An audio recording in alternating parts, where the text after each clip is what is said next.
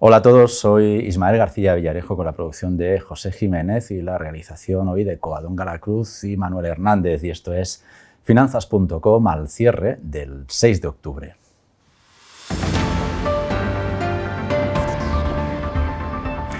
Inversores, muy bienvenidos. José Luis, Alejandro y yo os estábamos esperando.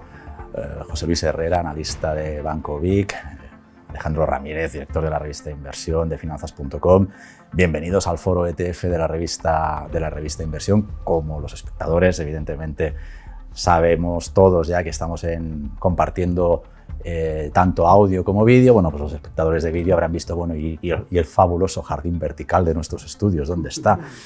Pues lo hemos intercambiado. Nos hemos venido hasta el foro de la revista Inversión, hasta el foro de ETFs de la revista Inversión, aquí en la Casa Club de Madrid, para hacer este podcast de cierre de los mercados. Pues aprovechando que hoy nos hemos reunido con la industria de los ETFs, hemos querido poner al día, enseguida entramos a la actualidad de hoy, pero queremos poner al día cómo se están comportando esta clase de activos y sobre todo qué papel pueden jugar en un año que está siendo extremadamente complicado, en el que, como hemos dicho muchas veces, ya no se trata de ganar dinero, sino de perder lo mínimo posible. Alejandro, cuéntanos, tú que has vivido el foro de pe a pa prácticamente, ¿con qué conclusión te quedas? Bueno, pues que los ETF son un instrumento muy adecuado en momentos como los actuales, y también de cara al futuro, ¿no? Porque de lo que se ha hablado mucho también ha sido de ETFs temáticos.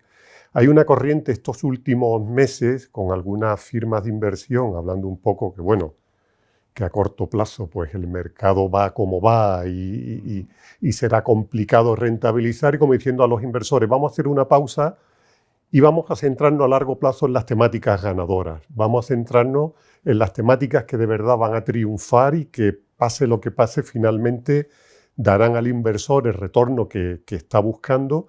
Y es cierto que los ETFs temáticos, pues yo creo que es la vía más adecuada para acceder a estas tendencias ganadoras, pues como puede ser el envejecimiento de la población, la transición energética, la ciberseguridad, que hay una serie de tendencias que al final van a triunfar, y encima, ¿qué te permite el ETF? Pues porque también es difícil acertar con quién va a ser el ganador de estos cambios, de esta revolución que viene dentro de la revolución digital. ¿Quién va a ganar? Pues lo que permiten los ETFs temáticos es acertar, porque a través de un solo producto puedes tener esa gran exposición, y no solo a una temática determinada, sino que hay otros que combinan diferentes temáticas. Entonces, que la apuesta puede ser todavía más completa. Y creo que ese reflejo se está notando en que las gestoras últimamente pues han lanzado fondos temáticos, los siguen lanzando como la gran apuesta en estos momentos, ETFs temáticos sobre todo, y parece que ahí va a estar moviéndose la industria en los próximos meses. Claro, fíjate, estoy repasando la lista de los expertos que nos han acompañado esta mañana. Tenemos a Domingo Barroso, director de ETF en Fidelity International, a Silvia Senra, que es el miembro del equipo de distribución de BlackRock en España y Portugal, a Adriana Morín, responsable de Scalable Capital, a Ramiro Martínez, el CEO de Hey Trade, a Quincho Cortés, el Country Manager en Spain de Trade Republic, y así otros tantos, ¿no?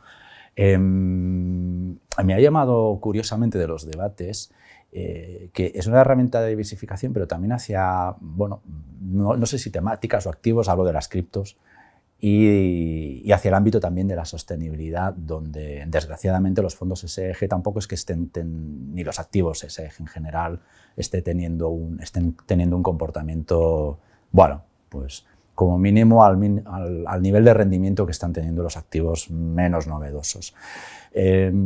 Alejandro, en estas virtudes que nos señalabas antes, ¿no?, de diversificación y de acceso a nuevos mercados o opciones, ¿qué papel está teniendo este año los ETFs para ayudarnos a amortiguar un poquito las pérdidas? Y lo que decíamos, ¿no?, que intentemos perder en un año en el que es evidente que vamos a perder dinero, salvo quienes estén metidos en dólar, con el resto de activos. ¿Cómo podemos o cómo nos pueden ayudar los ETFs a minimizar pérdidas? ¿Qué habéis hablado de todo esto? Es verdad que ahora mismo prácticamente hay un ETF para cada tipo de activo, ¿no? Por ejemplo, pues en la renta fija hay ETFs que son muy flexibles, que te permiten pues una exposición no tan arriesgada como a través de otros instrumentos directos. Como comentabas, hemos visto también y se ha hablado mucho de los ETF como una puerta de entrada a las criptomonedas, también de los ETF sostenibles.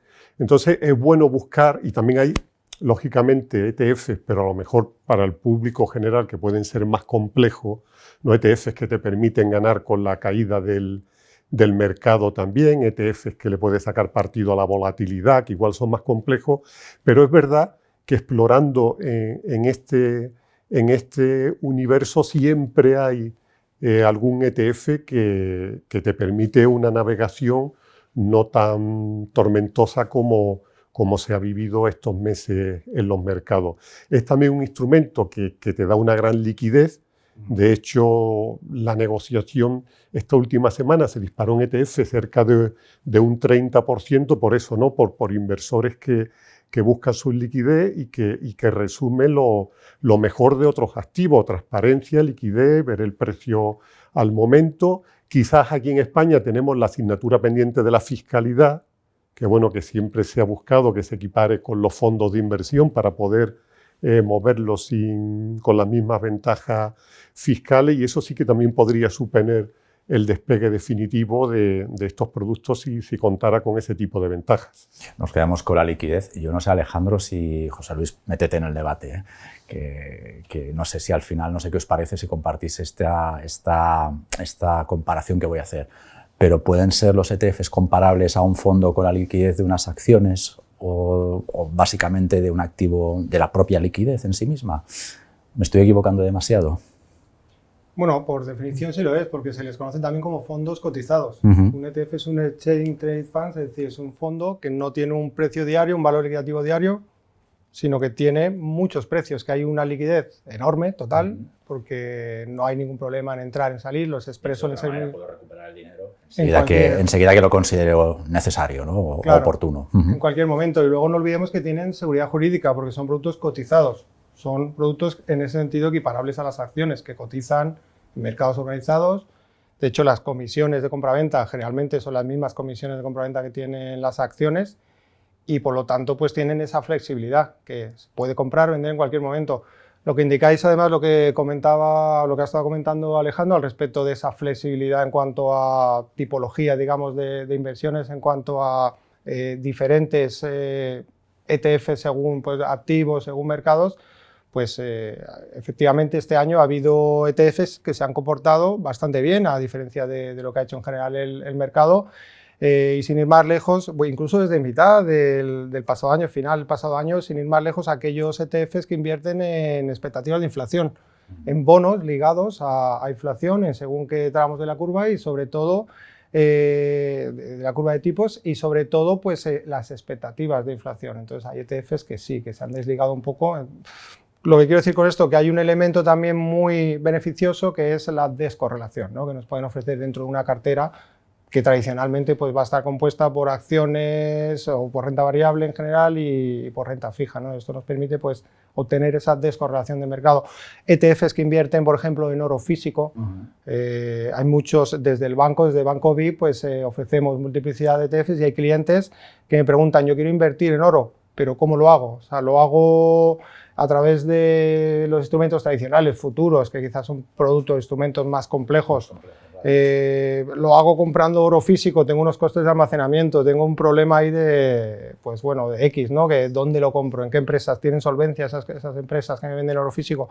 Pues podemos invertir en un ETF cuya cartera pues, consiste en oro físico, pero yo no voy a tener el oro físico, sino que lo estoy haciendo a través de un instrumento financiero con esa ventaja. Claro. Por ejemplo, ahora que estamos viendo que está habiendo oportunidades en letras estadounidenses a 6 meses, creo que la última referencia que vimos en las pantallas rondaba el 2,5 de rendimiento. Pero claro, ¿dónde está el botón para comprar esas letras? Es una buena manera, por ejemplo, de aprovechar la eclosión de la renta fija que está habiendo con algunas referencias en bonos y letras sin necesidad de buscar el botón directamente.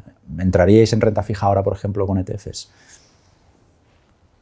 Podemos entrar en renta fija con ETFs, igual podemos entrar con otros instrumentos, pero también permiten, por supuesto, esa diversificación que nos va a permitir el tener quizás sobre todo si lo estamos haciendo pensando en renta fija gubernamental o dentro de una diversificación de diferentes países, pues nos va a permitir el no apostar, digamos, todos los huevos sobre la misma cesta, o el poner todos los huevos en la misma cesta, sino que pues, me va a permitir el tener un elenco de diferentes bonos dentro de una cartera pues, a través de un mismo instrumento financiero. Si es momento de ir posicionándose en renta fija, pues posiblemente sea momento de ir entrando en según qué tramos de la curva y en según qué tipos de grado de inversión. Quizás podamos ver todavía una subida de rentabilidades en términos generales. Se habla incluso pues, de llegar el 10 años de referencia, el T-Note americano, al 4,5, lo hemos tenido en el 4, pero en según qué tramos de la curva y en según qué, pues, qué tipología de bonos, quizás sí puede ser el momento, por lo menos teniendo en cuenta el largo plazo, de ir posicionándose, porque luego el castigo está siendo rápido e intenso. Esa ha sido otra de las temáticas que ha salido a relucir en el foro, que se ha planteado los ETF de renta fija como un instrumento adecuado en este mismo escenario para ir captando las oportunidades que ya pueden ir surgiendo. Por eso creo que ha sido muy interesante y que los inversores pues, han prestado mucha atención, porque esa es una de sus preocupaciones, de ver cómo puede salir de esta espiral negativa de la renta fija en este ejercicio tan negativo que llegamos, y se han puesto ejemplos muy claros de cómo puede servir los ETF de renta fija para poder posicionarse en estos momentos. Muy bien, pues los debates completos, aunque ha sido un foro presencial y por tanto lo más bonito ha sido encontrarnos con nuestros lectores y suscriptores, pero sí a partir de la semana que viene, el jueves, ¿verdad, Mar? Tendremos los debates distribuidos por nuestros canales habituales, pero bueno, a partir de ahora sí que dejaremos los streamings en directo de los foros de la revista Inversión para volver a encontrarnos todos y aprovechar evidentemente las palancas de las nuevas tecnologías. Así que los debates completos sobre el foro de la revista Inversión, presentado por Fidelity International, los encontráis a partir del jueves que viene, distribuidos en este mismo canal. Os lo iremos detallando a partir de la próxima semana, a partir del lunes. Echamos un vistazo a la actualidad del día. Bueno, Alejandro, José Luis, hemos visto que el rebote, pues básicamente interpreto, José Luis, tú estás más curtido en estos terrenos de batalla, ¿no? Pero ya preveíamos los rebotes, por ejemplo, que hemos visto durante la semana, que vendrían ocasionados por la sobreventa en la que está el mercado, y los últimos movimientos pues parece que confirman esta tesis. Pero es la tesis de finanzas.com. A ver cuál es la tuya. ¿Cómo estás viendo los mercados estos días? Desde luego es un punto de inflexión en el que estamos, porque podría ocurrir uno de los dos siguientes escenarios. Primero, que estuviéramos en el inicio de un rebote más sostenido, porque es verdad que el mercado acumula tal castigo desde mitad de agosto, prácticamente sin remisión. Ha sido un mes de septiembre pues, muy negativo.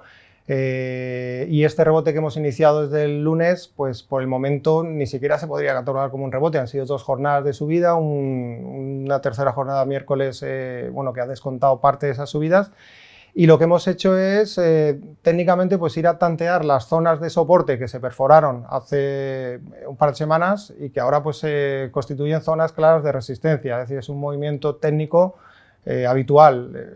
Podríamos estar ante esa circunstancia, lo que se llama el rebote del gato muerto, para después iniciar un nuevo tramo alcista, o podríamos ahondar un poco más en ese rebote durante el mes de octubre, o al menos la primera parte del mes de octubre, e ir a visitar pues, niveles de referencia algo más arriba. Por el momento no se sabe. Yo personalmente pues, me decantaría por esta segunda opción, por ver un movimiento al final más sostenido, porque toda la sobreventa que el mercado tenía acumulando apenas se ha relajado. Es decir, hay una situación de sobreventa muy fuerte, lo cual no es óbice para que el mercado siga cayendo. Pero esa ansiada o tan llamada capitulación del mercado, podría en esa circunstancia haber constituido un suelo en los niveles actuales. Bien es cierto que eso siempre hablando del corto plazo, porque de aquí al medio plazo hay muchas circunstancias que pueden al final acabar asestando una nueva puntilla al mercado y depurando algo más toda esa fuerte subida que, no olvidemos, durante años, por lo menos en Estados Unidos, ha tenido la bolsa. Estamos hablando de que incluso con correcciones de un 10-15% más, pues en el largo plazo sería una pequeña situación de reacción ante esa pues, fuerte subida, ¿no? Durante años, que apenas desvirtuaría el movimiento alcista del largo plazo que tiene el mercado. Pero en el muy corto plazo, pues bueno, yo creo que va a ser clave lo que haga el mercado estas jornadas, miércoles, jueves. El viernes, no olvidemos que hay un dato importante de empleo en Estados Unidos, el primer viernes de cada mes también, el dato de nóminas no agrícolas, y paradójicamente, pues, y esto es algo que ha ocurrido más de una vez en circunstancias similares del mercado, paradójicamente pues, se está prestando atención a lo que hagan los datos, pero desde un punto de vista negativo, es decir, se está premiando datos macro negativos, lo hemos visto con la reacción del mercado ante los PMI globales. Esto puede ser se estén premiando los datos negativos, pregunto, ¿puede ser debido a que de alguna manera los inversores crean que con datos negativos se va a enfriar la subida de tipos o van a perder agresividad los bancos centrales? Eso es. Sí. Los datos negativos se interpretan como que es decir, los bancos centrales, la Fed, el BCE, no van a, o sobre todo la Fed, que es al final el banco director, no va a tener que atacar tan a destajo pues esa fortaleza de la economía a base de subida de tipos, sobre todo con un mercado laboral tan boyante que es lo que les está permitiendo liderar la subida de tipos, la senda de subida de tipos, ya que el mercado pues interpretan que pueden jugar esa senda de subidas. Y lo hemos visto además el pasado martes, creo que era, el Banco de Australia sorprendía sí. Pues subiendo tipos por debajo de lo que se esperaba, 25 puntos básicos versus los 50 que se esperaban, y esa podría ser la senda si empiezan a conocerse datos macro, pues bueno, un poquito no catastróficos, pero sí un poquito por debajo de lo esperado. Ahora mismo, pues bueno, puede ocurrir también que no sea así, porque también hemos conocido el miércoles pues un dato de ADP, esta encuesta privada de empleo, que ha mostrado una cifra un poquito por encima de lo esperado, y eso también ha supuesto que el mercado rápidamente pues bueno, descontar algo de posiciones. Es decir, hay mucha correlación y mucha sensibilidad en estos momentos a esos datos macro, que paradójicamente lo que pueden suponer es al final un enfriamiento de la economía e incluso, bueno, ¿por qué no? Pues una entrada en recesión, ¿no? Al menos una recesión pues leve. Alejandro, ¿el riesgo de recesión está calmando o está detrás de los rebotes que estamos viendo esta semana?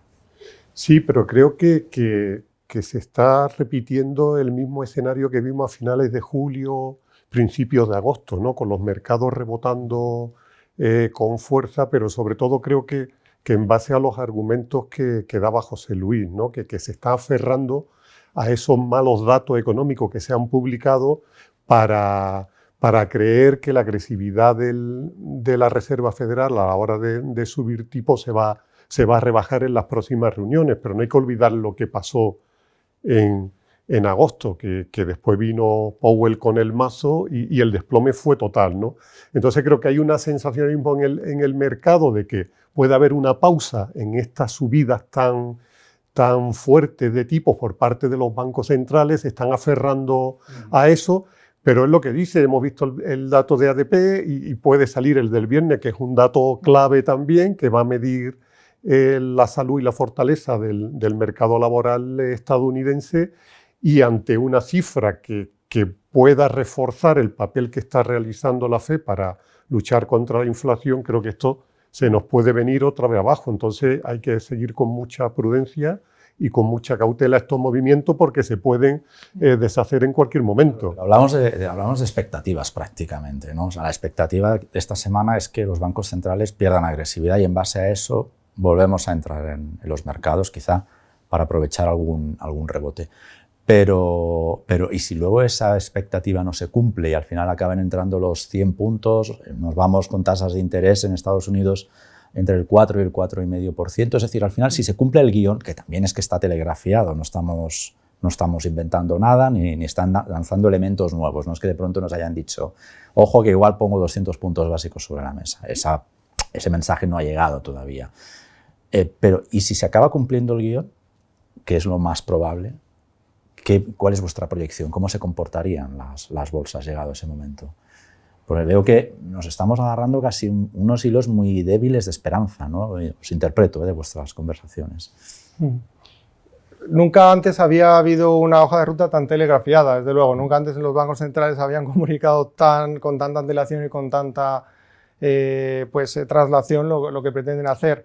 Realmente es que el mercado, las expectativas, se está viendo que reunión por reunión cambian y lo que descuentan los futuros sobre los fondos federales cambian en cuestión muchas veces de horas. Entonces, bueno, realmente qué es lo que está descontando el mercado. Tampoco tengo tan claro que el mercado esté dando por hecho que va a haber un final de año del 4,5, pero en todo caso, al final, pues que sea 4,5, 4, tampoco cambia tanto el asunto, sino hasta hace poco se descontaba que a partir del primer trimestre del próximo año, el 2023, iba a comenzar ya una remisión en cuanto a subida de tipos, es decir, que íbamos a ver bajadas de tipos por parte de los bancos centrales, y lo que el mercado ahora mismo empieza pues, a tantear es que eso vaya a retrasarse hasta mitad de año. Entonces, yo creo que más bien deberíamos jugar con lo que va a ocurrir en el 2023, y el mercado es lo que todavía no tiene muy claro y lo que tampoco pues, tengo yo tan claro que esté descontando. Los resultados empresariales también, pues va realmente de la inflación galopante que estamos viendo en los últimos meses. Probablemente muchas compañías pues, los van a empezar a publicar a final de año, durante el primer trimestre del año que viene, y ahí es donde va a estar la clave. Si os parece, José Luis, ya que has venido hasta el foro de ETFs, aunque sea el foro de ETFs, me gustaría repasar contigo algunas blues, algunos favoritos de nuestra audiencia. ¿Te parece que compartas tu visión sobre Telefónica y Banco Santander, por ejemplo? Alejandro, ¿se te ocurre alguna más? Así que bueno, José Luis vaya preparando mentalmente el examen. Bueno, Repsol también, Repsol. ¿no? Por cómo está el petróleo ahora. Es verdad. Sí, también. Sí, además el sector petrolero, que es uno de los pocos que se ha extraído de las caídas de estas últimas... Pues venga, vamos con Repsol, ya que lo hemos enganchado. ¿Qué nos cuentas sobre la petrolera? Ellos estaban trabajando con un margen de precios de entre 60 y 65 dólares el barril. Y bueno, y vemos que seguimos, sí que es verdad que baja desde máximos, pero nos estamos moviendo entre los 85 y 95 en esas franjas, ¿no? De momento, pues por petróleo que no sea, sigue estando muy por encima la cotización de lo que ellos tenían previsto. Pero ¿cómo ves a la compañía? Sí, además Repsol, que es una compañía que no solamente tiene un negocio pues, ligado a la producción de petróleo, porque tiene una serie de diversificación y también geográfica y un plan estratégico que hacen que sea pues, al final una compañía que lo pueda seguir haciendo bien. Bueno, o sea, sigue siendo una buena compañía. Técnicamente es verdad que la zona de los 16 euros, quiero recordar que fue un tope que pues, bueno, supuso que entraran ventas fuertes, y toda la zona de los 13,5, 14 euros, pues es un nivel posiblemente o probablemente de cara a largo plazo pues bastante interesante. El sector de gas, el sector de petróleo ha sido un sector que se ha comportado bien durante la pasada semana en Estados Unidos, sobre todo, y por ende pues, bueno, ha habido traslaciones en otras zonas geográficas. Y es que al final el petróleo pues, está muy ligado, es muy sensible a las expectativas también macroeconómicas, a la demanda que pueda haber, ¿no? de petróleo, y bueno, pues el hecho de que pueda haber un mayor descuento en cuanto a las expectativas de entrar en recesión, o las posibilidades de que podamos entrar en recesión según qué zonas, pues sí que impacta también mucho en la demanda, lógicamente, del oro negro y por ende en su precio. Vamos con Telefónica. Pues Telefónica, que era uno de los valores llamados a ser los protagonistas del año, todavía nos quedan tres meses, ¿no? pero bueno, pues está decepcionando. No, pero no nos rindamos todavía. Una vez más, pero es verdad que niveles en los que está ahora mismo, 4.35, 4.40, son niveles de soporte muy importantes. Son niveles desde los que ha rebotado en varias ocasiones durante los últimos meses, y tiene una fortísima sobreventa en el corto plazo que sí que podría propiciar un rebote. La cuestión es ver, bueno, si va a ser un rebote más sostenido en el caso de que tenga lugar o no. Los resultados del segundo trimestre no fueron malos. Es verdad que hubo una caída fuerte del beneficio neto, pero pues, a diferencia del comparable pues, en trimestres anteriores, pues, bueno, en este caso pues, no ha habido una venta de antenas, tampoco ha habido costes asociados a fusiones. Bueno, es, digamos, un beneficio más transparente, y quizás eso es lo más orgánico, y quizás eso es lo que el mercado pues no acaba de gustarle del todo, ¿no? Igual esperaba pues bueno, unas cifras un poco más bollantes, pero pues no deja de ser una compañía que no tiene nada que ver con la compañía tecnológica que era antaño. Es más una compañía con ingresos recurrentes, tranquila, pero bueno, pienso es que los niveles actuales... Pero fíjate que ni los dividendos están metiendo gasolina últimamente, ¿no? ni eso, pero bueno, es una compañía que por fundamentales podemos entender que es una buena compañía, pero que arrastra tal desidia, digamos, en su cotización, arrastra tal tendencia bajista que no es fácil de revertir de repente. Pero, pues bueno, todo este nivel de cotización alrededor de los 4, 4,5 sí puede al final constituir un suelo lo suficientemente fiable como para que pues, podamos ver una recuperación más sostenida. Yo personalmente considero que es una compañía en la que habría que estar en estos momentos dentro de una cartera, ¿no?, diversificada. Y ya por último, Banco Santander. ¿Y qué decir de los bancos? Bueno, Santander, por la presencia que tiene en Brasil, pues también es un banco que habría que vigilar un poco más. Sí, sobre todo estamos decidiendo o están decidiendo cómo resuelven las elecciones, ¿no? En periodo electoral, eso es. Pero bueno, pues los bancos en general, los grandes bancos, están corrigiendo todas las fuertes subidas que tuvieron desde el arranque que tuvo el mercado pues en el último tramo del año 2020, cuando se conocieron las vacunas, etcétera, y qué duda cabe que es un sector que se ve beneficiado por las subidas de tipos. Por contra, es verdad que si entramos en una situación económica pues, de desaceleración, podría aumentar la mora y podría haber pues, también un contrarresto de esa bonanza, ¿no?, en fin, por mor de la subida de los márgenes de intermediación gracias a la subida de tipos, pero es un sector que pienso que podría seguir teniendo protagonismo y lo que están haciendo a nivel técnico pues, es consolidar todo ese fuerte tramo de subida que llegó en muchas ocasiones a duplicar la cotización de compañías tan grandes como Santander, ¿no?, que es un coloso. Entonces, bueno, vamos a vigilar la zona actual, creo recordar que coincide con el 3... No recuerdo niveles. Bueno, toda la zona de soporte actualmente es una zona de soporte muy importante.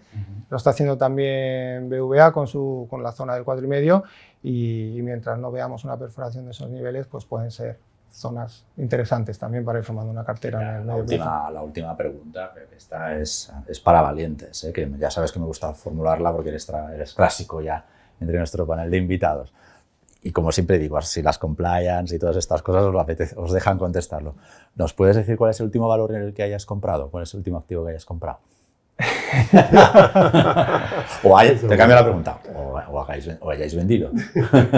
Pues, bueno, desde luego sería a título personal, porque pues, en fin, todo lo que pueda constituir asesoramiento, etcétera, ya sabes que es algo que hay que nombrar de otra manera. Pero bueno, a mí... a ver, el sector petróleo me parece un sector interesante, sector de gas, sector petróleo. Hay valores como Endesa que todavía puede caer un poquito más, pero técnicamente toda la zona del 14,80, 15 euros me parece también un precio muy atractivo para pues, pensar en el largo plazo. Y bueno, pues sin ir más lejos, Telefónica también me parece un valor atractivo y pues sí, personalmente pues he hecho una entrada en Telefónica en los niveles actuales. Muy bien. Nos voy a pedir que TFs hemos contratado porque entonces ya sí que ya sobrepasamos nuestro papel de medio de comunicación. Alejandro, José Luis, muchísimas gracias por hacer podcasting esta tarde, por estar aquí en el foro ETFs de la revista Inversión presentado por Fidelity. Y si os parece, pues, José Luis, cuando quieras, esta es tu casa, o finanzas.com es tu casa, y por extensión allá donde se mueva finanzas.com. Y Alejandro, te escuchamos mañana a las 7 con las claves de apertura para el viernes. Y el equipo de cierre de mercados pues vuelve ya a partir del lunes. Intentaremos, pues, como siempre, clarificar la información, ordenarla y si podemos dar también alguna clave, pues estaremos encantados. Así que muchísimas gracias por el privilegio de vuestro tiempo y hasta la próxima.